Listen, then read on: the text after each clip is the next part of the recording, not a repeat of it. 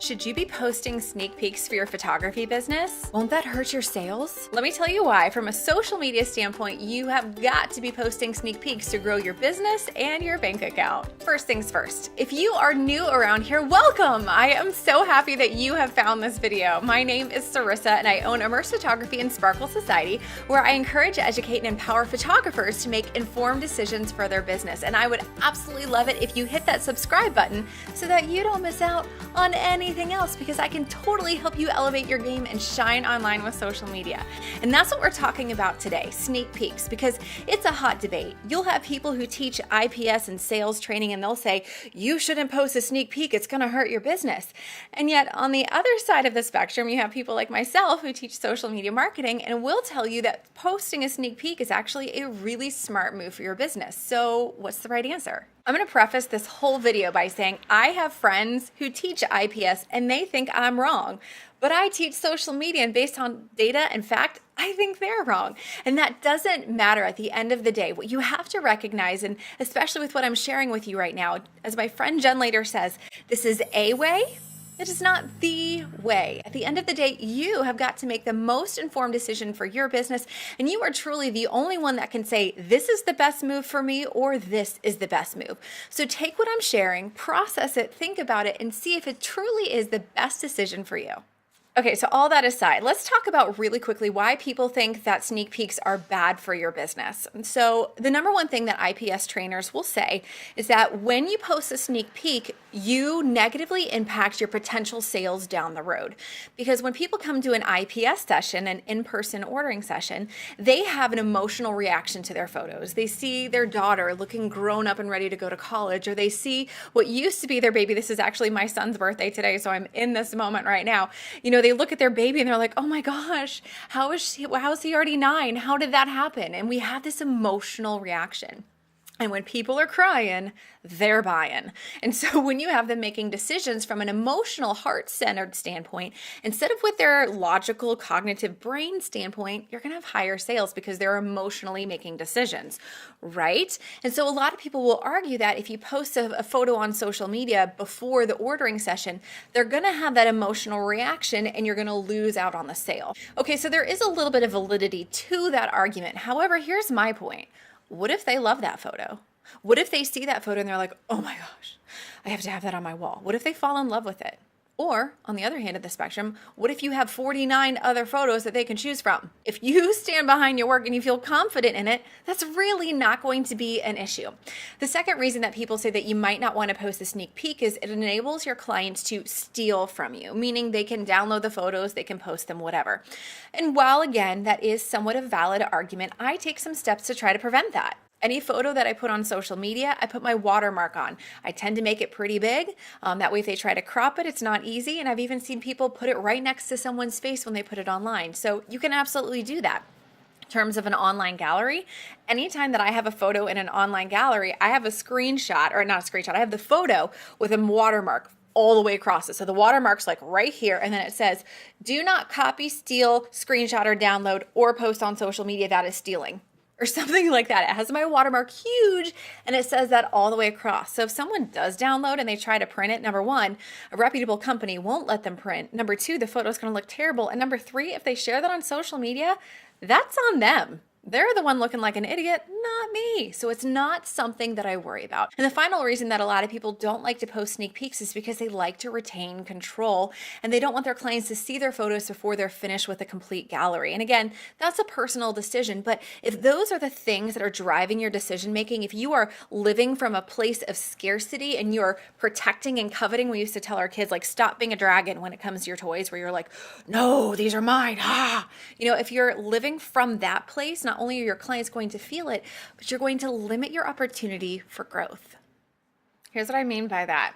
So in regards to posting sneak peeks, let's go back to that concept. If they're crying, they're buying. We have to recognize the role that social media plays in our business. So there's 3 ways that you can market and get in front of new people. You can do word of mouth marketing or in-person marketing. Say you go to an event or you talk to people at a wedding.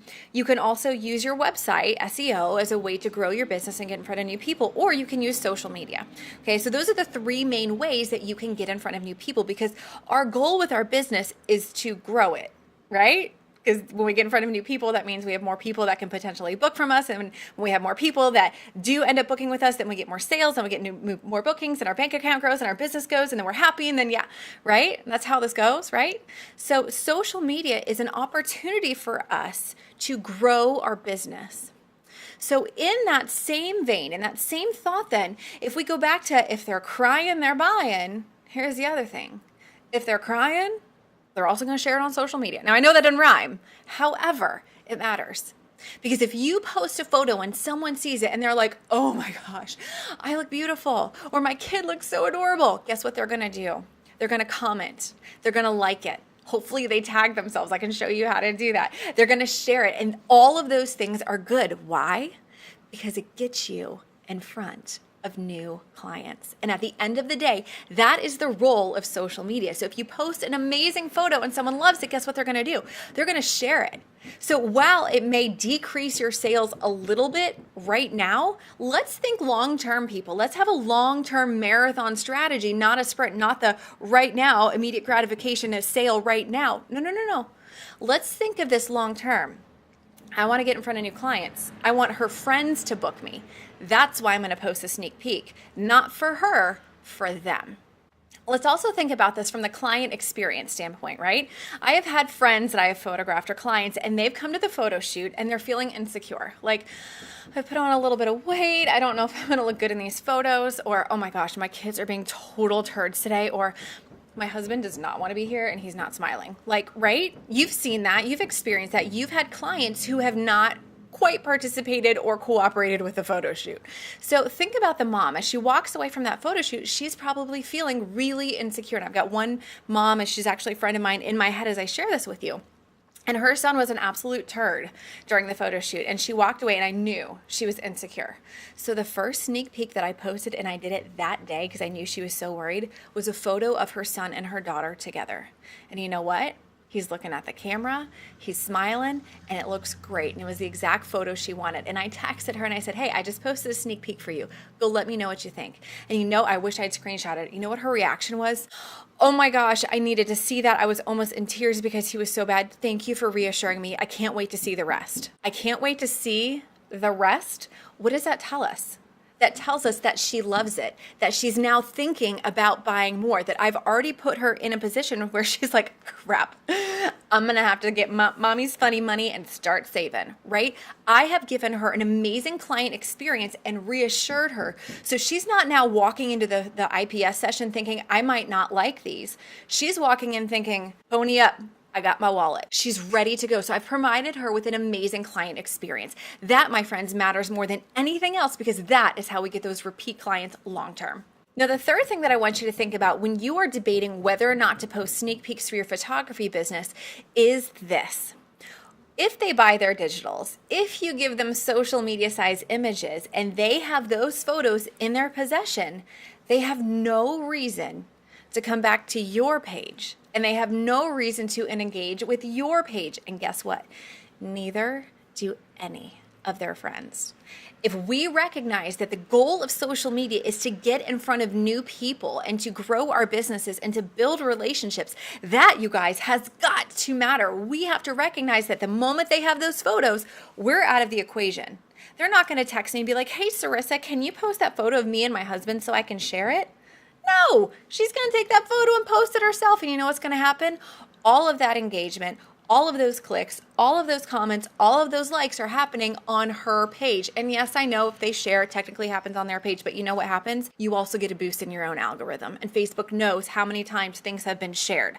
Don't believe me? You can look it up. So we have to recognize that that matters. This is our only opportunity to control those images. So if you are someone who wants to control your posts, and that's one of the reasons you don't post sneak peeks until after they've ordered, if at all, then you need to recognize that by not posting sneak peeks prior to the ordering session, you're actually surrendering control to them because they have no reason to come back to your page. So for that reason alone, that is one of the major reasons I believe that you have got to be posting sneak peeks for your photography business.